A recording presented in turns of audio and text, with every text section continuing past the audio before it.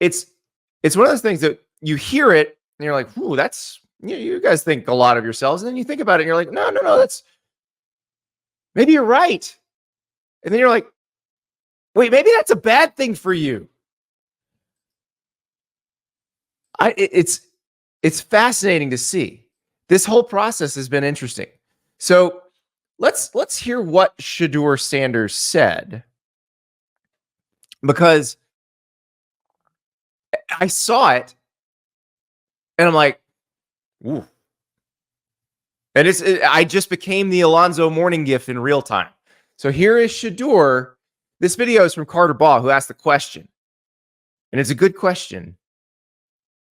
Let's chew on Shedeur's answer, though. In terms of him operating with a certain obligation, does that sort of flow over to you as his son and being in the spotlight, as you just answered, that it's a different level in how you feel you have to perform? Do you have an obligation to perform at a different level? It's been that since day one. I remember first media day when I was in HBCU, I said, well, we won't lose a game. I'm undefeated in the SWAC, so I already know what the expectation comes with. I know we're everybody's Super Bowl, so I'm really just, I always stay level-headed, stay grounded, because I would never want to be that guy, look back, and not being able to take advantage of the moment that we have right now. I know we're everybody's Super Bowl. That is a bold statement from a quarterback whose team went 4-8 last year. Bold. I know we're everybody's Super Bowl. So is Colorado everybody's Super Bowl? Charles Williams, he's laughing. He's crying laughing, according to multiple emojis. Everyone's Super Bowl, but Colorado hasn't won anything yet. Andrew, does that make Bo Nix a Super Bowl champ? The truth, Colorado is everyone's Super Bowl, like the Washington Commanders are Super Bowl contenders. Laugh out loud. Here's the thing, guys. You think he's wrong, but he's not. He's not wrong on that. Everybody who plays Colorado wants to kick the crap out of Colorado. Like, normally, when a team that was 1-11 the year before or 4-8 the year before comes to your stadium, you're like, this is going to be a boring game. You worry it's a trap game because you worry your players won't get up for it. Deion brings so many eyeballs that everybody Colorado plays wants to beat the living crap out of them.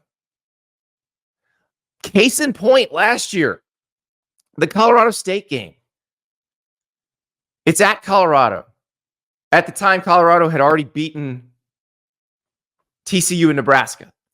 That's where they had College Game Day and Big Noon Saturday, dueling sets, pregame shows. Lil Wayne leads them out of the tunnel. The Rock was on campus. It was a massive event. Colorado State, which was a 5-7 Mountain West team last year, took Colorado to overtime in that game. Probably should have won. That is them making Colorado their Super Bowl. Oregon, you got the Dan Lanning saying they play for clicks, blah, blah, blah. Oregon wanted to make a point by beating the living hell out of Colorado. So if you don't think that North Dakota State, Nebraska, Kansas State, Utah, everybody that Colorado plays, if you don't think they want to make a point when they play Colorado, you're crazy. Shedeur's absolutely right about this. And it's not helpful for Colorado. It really isn't. Charles says, Colorado is not going to be hard to beat. Hype and swag do not win games. Discipline, execution, and togetherness win games. Also, it helps when the other team's not up for you. See, Ohio State and Georgia get that treatment because they're better than everybody else. So when they come in, the other team's like, this is a special game. This is the most special game on our schedule. If we beat these guys, the whole world will notice us. But the difference is, Ohio State and Georgia have better players than almost everybody they play against. Colorado does not. Colorado has the best player on the field in Travis Hunter, in probably all of its games this year. Colorado's probably going to have the better quarterback in Shedeur Sanders in a lot of its games this year. It remains to be seen how good Colorado is at the other positions relative to the teams they play. Last year, on both lines of scrimmage, most of the teams they play were better than them. That is not a recipe for winning football games. So it is that. Now, I see a lot in the chat thinking that it's because of something Deion is doing to promote them, that, you know, they've got their YouTube channels and all that. And they say it's all the propaganda. I've seen that from people in my business too. But if Deion, let's say Deion Sanders Jr. did not have Well Off Media, which is the YouTube channel, we would still be talking about Deion Sanders. I am not the target audience of Well Off Media. Stephen A. Smith is not the target audience of Well Off Media. I saw today my friends Maggie Gray and Andrew Perloff. They do a show in New York City on WFAN. That's not a college football market. Guess what they were talking about today? Deion Sanders in Colorado. We talk about it because he's interesting and people want to talk about him. They could be putting out all this stuff or not. We'd still be talking about it. I just don't know how much better they're going to be. I said last week, I think they're going to make a bowl game. I think they're going to have at least a 2-win improvement. But that, let's say they're 6-6. That still means 6 teams took advantage of the opportunity with all those eyeballs on them to beat Colorado. And that's what they want.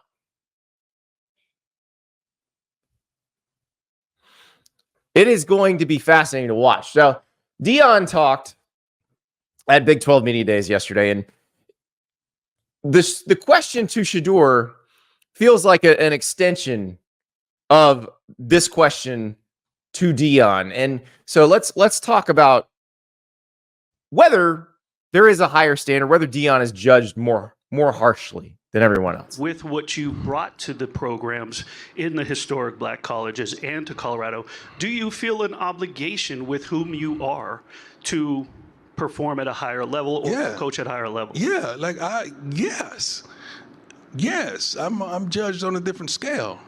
My wins are totally different than your wins. Your wins, you just judge in football. That's why I have to start out and give you education and academics and so forth. I have to give you those things so you understand there's a greater scope. I can't win 9 games and our GPA suffers. Our GPA can't be high, but we lose another 8 games. We can't not go and grab high school players and you got a bunch of guys in the portal, out of the portal that's getting incarcerated. My wins are different. We have to win in every area. That's the way we're judged. And I'm cool with that because we come a little different. So the expectation is greater. But it's not just football. It's been like that all my life. I've always had a greater expectation for myself. So the expectation you have for me would never outweigh the expectation I have of myself. Thank you. That was a wonderful question. So Deion's saying that the standard is higher for him. He's wrong about that. He's being judged like every other coach. Do you win or not? He's getting more attention than most other coaches. Like, that's where the difference is. The difference is Deion gets the attention that Kirby Smart and Ryan Day get, but doesn't win like them and doesn't have the national title expectations they have. He also doesn't have as good of players as they have. That's the difference. But he gets the same kind of expectations and they're judged the same way. Like when our guy Philip Dukes was on and he was talking about Deion Sanders and the way people feel about him, Dukes kept talking about, well, if Deion doesn't win, he goes faster than anybody. No, he gets fired faster. That's not true. Like Deion is going to get the same benefit of the doubt, probably more because he brings attention and sells tickets than any other coach. His job is to win games. And he can say, well, if I don't win them this certain way or my players aren't, great human beings off the field, that's not true. If you win, people will want you as a college coach and pay you more money to be a college coach. If you do not win, the publicity dies down, and you eventually get fired. That is how it works everywhere. But it's funny that everybody can't see this. Charles in the chat. Ohio State and Georgia aren't in everybody's social media either. Colorado can't beat a Big Ten or SEC team. Ohio State and Georgia are all over everybody's social media. All over it. That's the thing. Colorado is in the sphere from an attention standpoint of Alabama, Ohio State, Georgia. They're just not as good. And that's a problem. Because when Alabama shows up at your stadium, the whole stadium's ready to go beat Alabama. The players have been circling this game for a year. But Alabama has better players than you. Colorado isn't always going to have better players.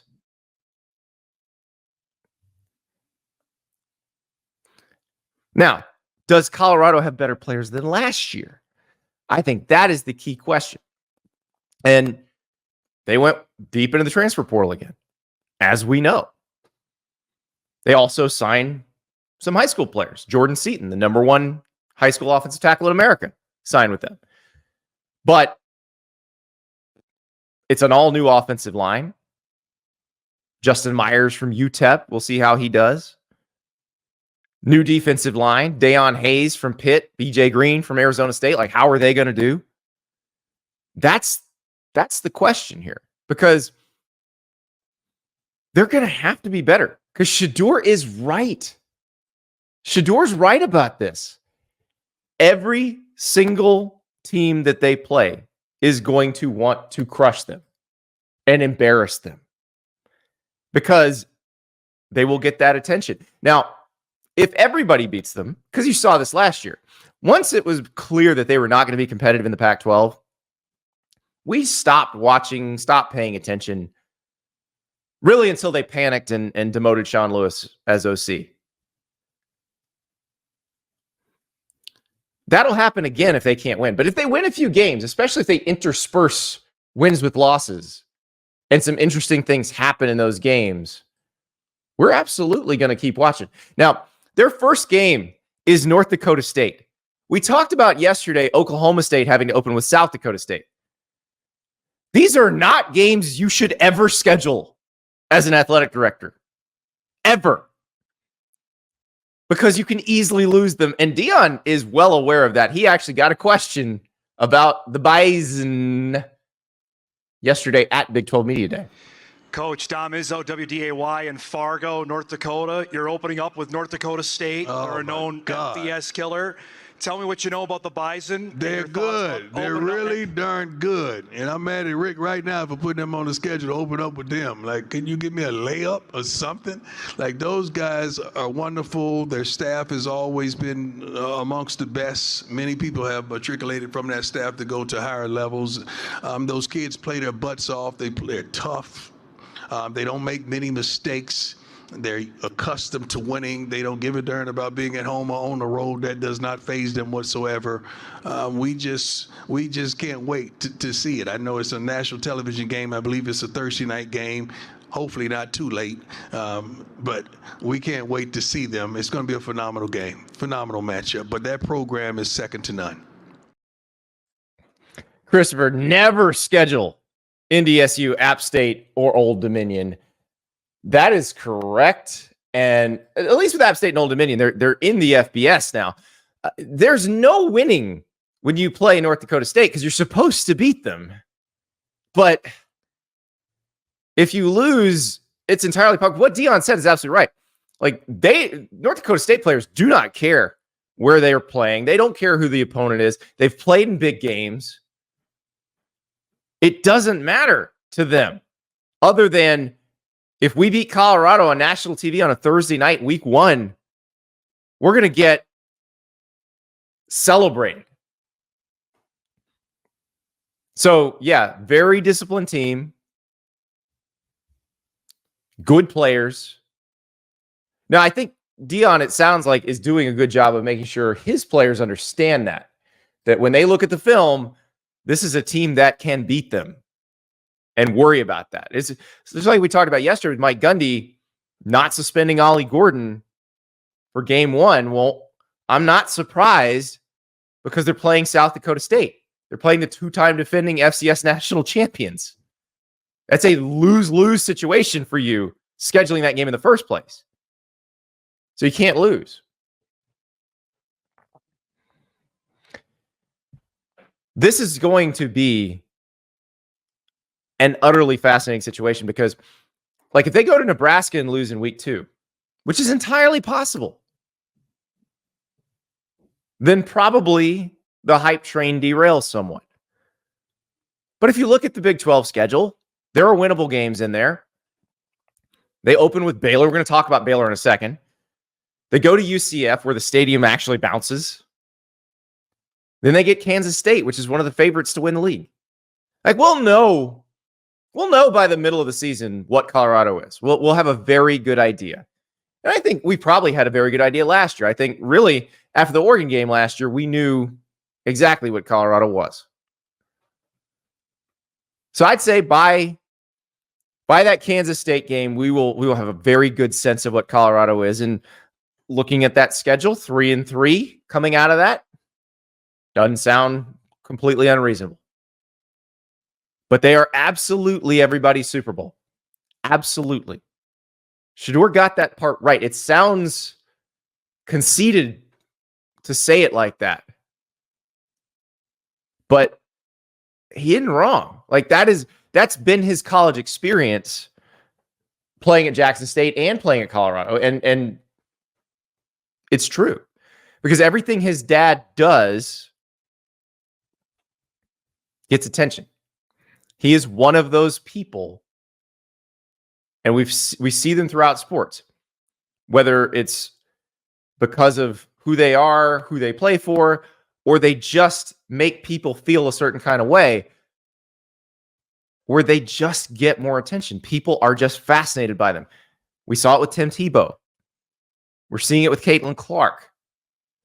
We see it with Dak Prescott.